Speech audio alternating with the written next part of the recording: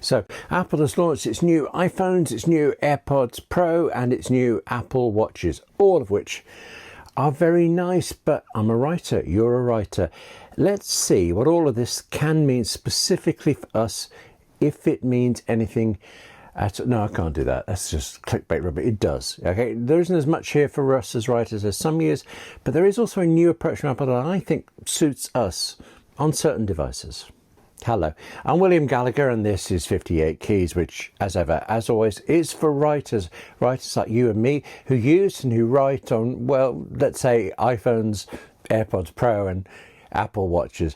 Nothing on the Macs or the iPads this time, only what Apple chose to launch at its ore-dropping event, primarily its iPhone 17 launch event.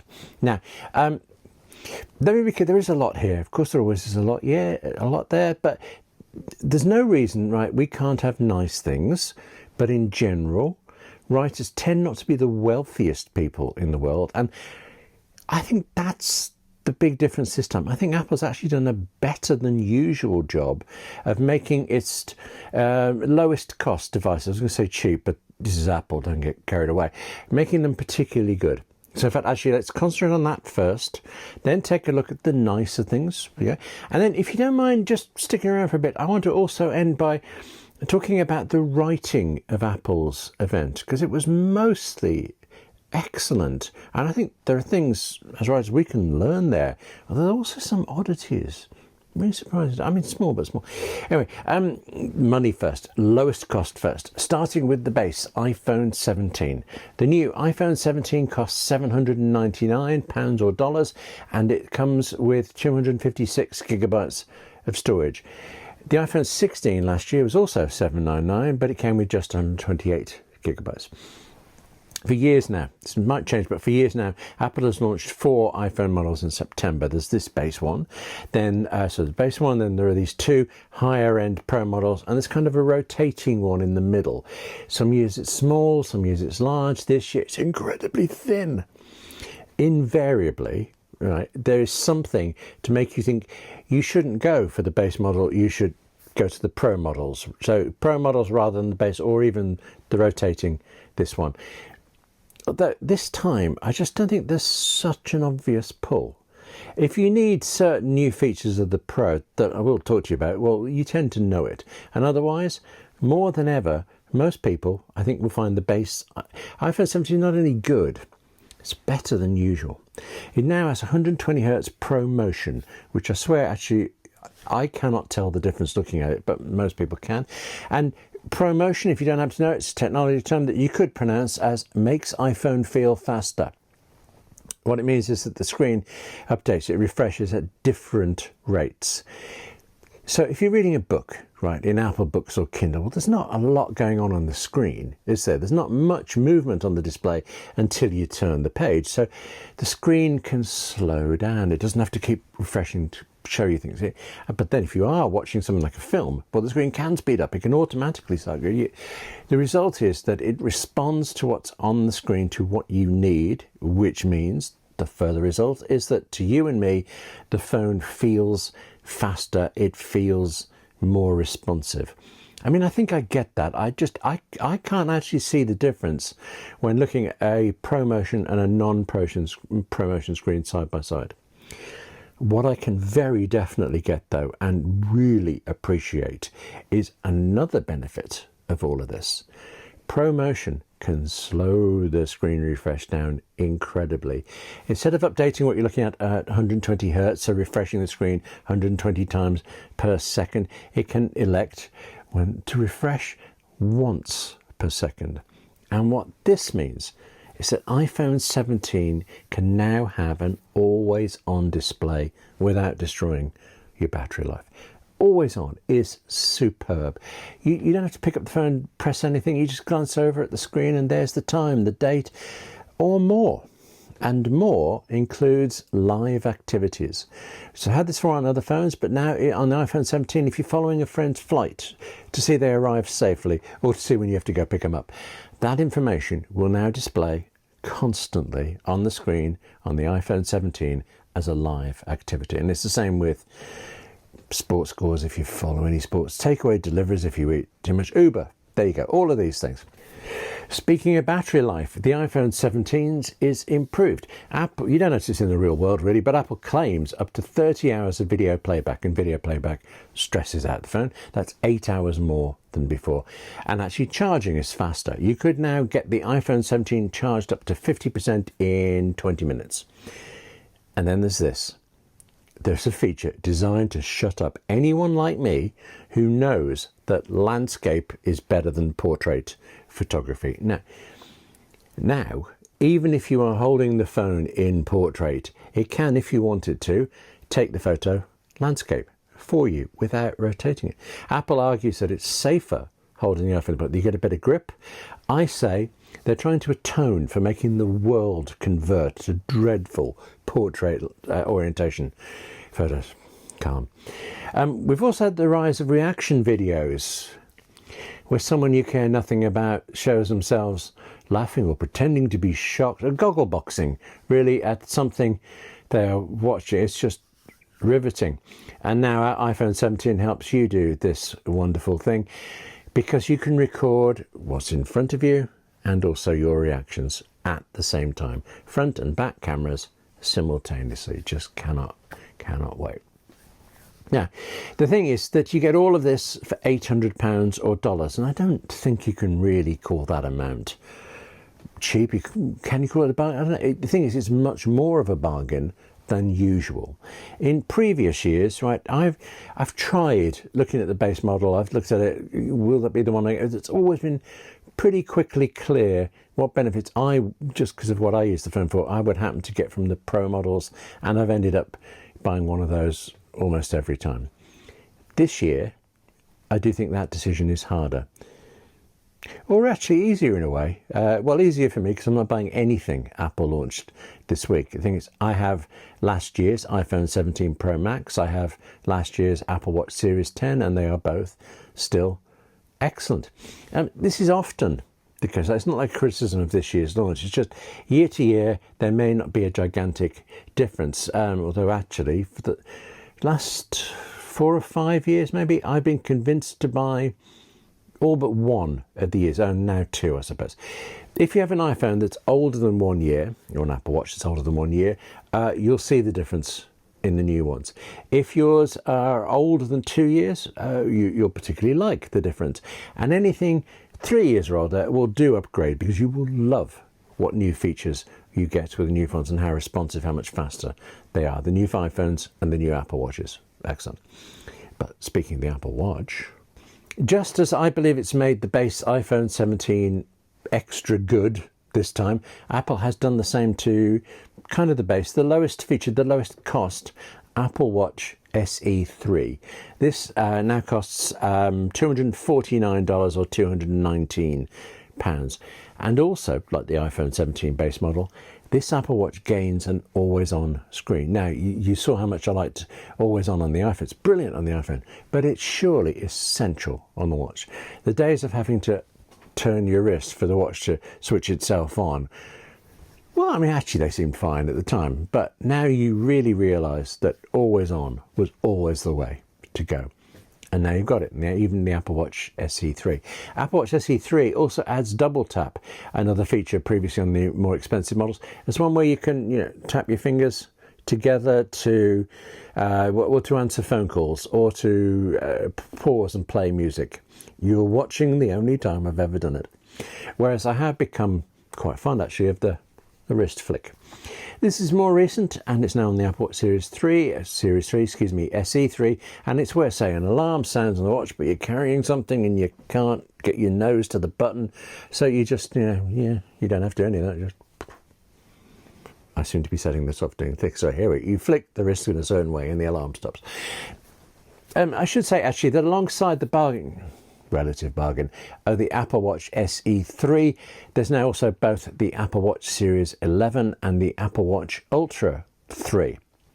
This is edging into the nice to have rather than comparative bargain part of Apple's launch, but the Series 11 is like the regular watch, and the Ultra is the one where you buy it in order to pretend you're a rugged hiking, mountaineering, deep sea diver, and not just someone who likes a slightly bigger screen and much longer battery life, actually, because it is much longer.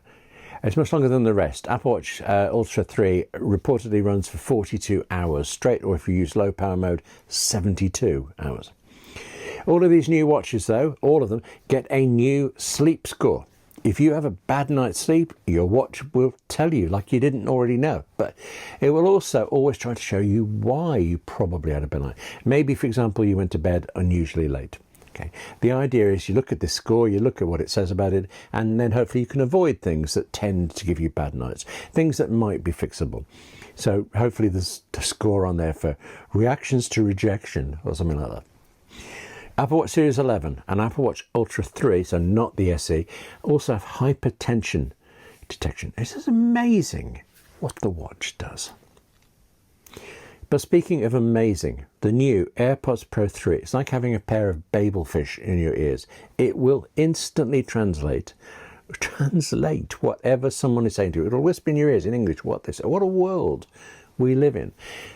And actually, one surprise here, less surprising than Apple having this deeply amazing technology was the fact that it launched now.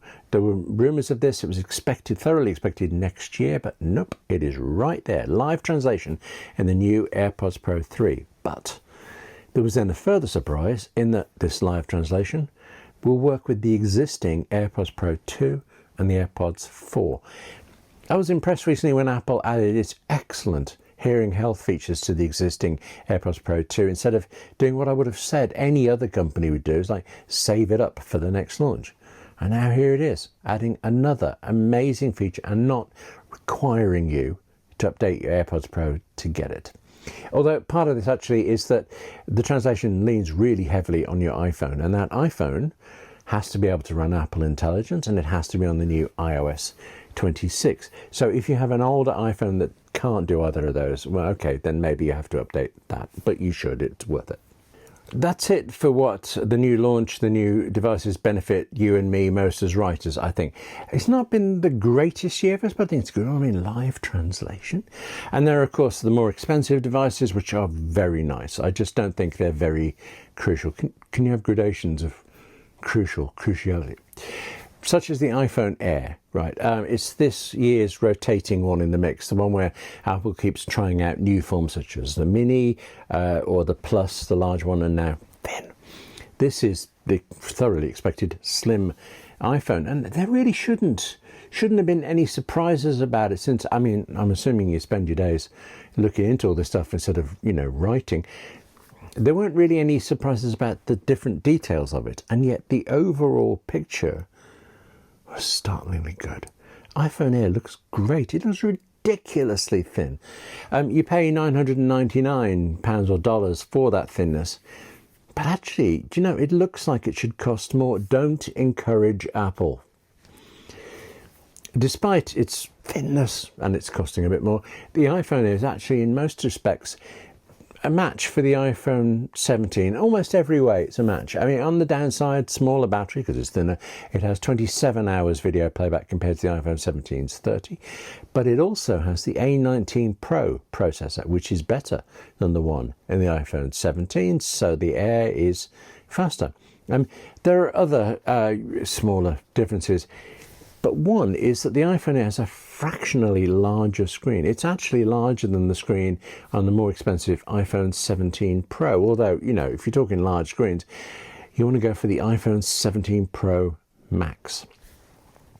Apple talked a lot about the Pro and the Pro Max models, saying that they were this massive update. But they don't seem to be. The cameras are better because they always are. Every year they'll find something to do with the cameras, and this time the better part, it's over the zoom features. Okay, but there are also video differences, lens differences, all of which are better than the previous model, but I don't think they're spectacular. There is the addition of Genlock, if you want to get really specific about this, which syncs multiple devices together. But I mean, as good as that is, as important as that is, you need to be less a writer working on your own and more a producer or director running a multi-camera professional shoot somewhere. But speaking of a multi-cam professional shoot, we've just watched one, and the filming of this whole Apple event, that was pretty spectacular, I think. I should say, like, we're done now with what Apple's done for us as writers, and even what nice things we could choose to buy if we want the extra features, if we're able to spend more money. Yeah, so you could pop off right now. But just as writers, okay, the way the whole event was done, I think was really interesting. It's always well done, but this time most of it was superb. But there were a couple of oddities. The superb and the spectacular really was how most of it was shot at either Apple Park, the company's just enormous ring-shaped headquarters, or at some of the more architecturally stunning Apple stores around the world. That is using what you've already got. That is solid writing. Use the locations you've got. And also, you now so want to visit Apple Park that you wonder why it always looks so empty in these videos. I mean, it's quite spookily empty. Okay. I just imagine them all being told, stand off to the side. Anyway, it was all written and shot so that even though the event lasted around an hour, it started in daylight and it ended in night, which gave us a bright opening and a closing that then showed off the iPhone 17 Pro models and their new colours gorgeously. And then also, speaking of the event, they got to say that the whole event was shot on iPhone. Beautiful photography, just beautiful, done on their iPhones, the iPhones they're trying to sell. Talk about effective advertising. Plus, there was a segment, actually, speaking of effective advertising, with Apple Watch users talking about how the device had literally saved their lives. I don't know of any other technology company that can add, or so far has anyway, moved you during a presentation, but Apple can, and it did. Look out for this moment if you haven't already seen that part. There's footage, I'm shocked even to actually say it, but there's footage, security camera footage of a man in the very moment that he has a stroke and collapses, and you see his watch asking if he needs help. The guy's fine now, should say that, because of the watch. But like I say, shocking, actually moving. And okay, there were these couple of bumps. One of them was just a presenter presumably not being used to presenting, although you would have thought the director would pick up on this. During the Apple Watch presentation, a presenter told us about the new Apple Watch Series 11, and then the job was to hand over to whoever was going to talk about the Apple Watch SE, the lower cost one.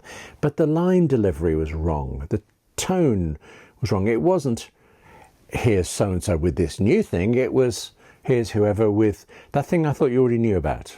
Just flat for some reason. Then much, much later, a segment on the photography features of the iPhone 17 Pro. That was definitely edited oddly, because it was the only handover between presenters, and there were many, and it was going on throughout it. It's the only one that didn't pass the baton, did not say, here's so-and-so, or then back to so-and-so. It was actually a surprise, I thought, to come out of the photography examples and into the next point. Yeah, tiny things, but you were writers, tiny things matter. These are jolting tiny things. These are what happened there things, take you out of the story things. But I mean, otherwise, I thought that video was perfectly written.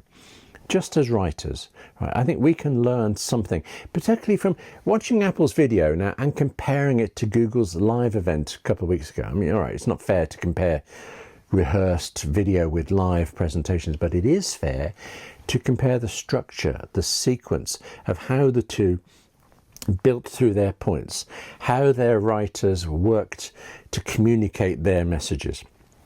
Google's was a mess. Apple's was exact and effective because it was better written. We'll never know who wrote this, or perhaps maybe it was each presenter writing their own material and like a showrunner going over the whole thing, but we can appreciate it. But then we would, wouldn't we? Because we're writers. Writers who now have some better options for the iPhone and for the Apple Watch. That's it for this edition of 58 Keys. Do remember that there's a 58 Keys writing workshop every Monday, and also there's a 58 Keys script club, just because I'm obsessed with scripts. Those are on Fridays. But for now, Thank you for watching. Take care of yourself, okay? And I'll see you soon.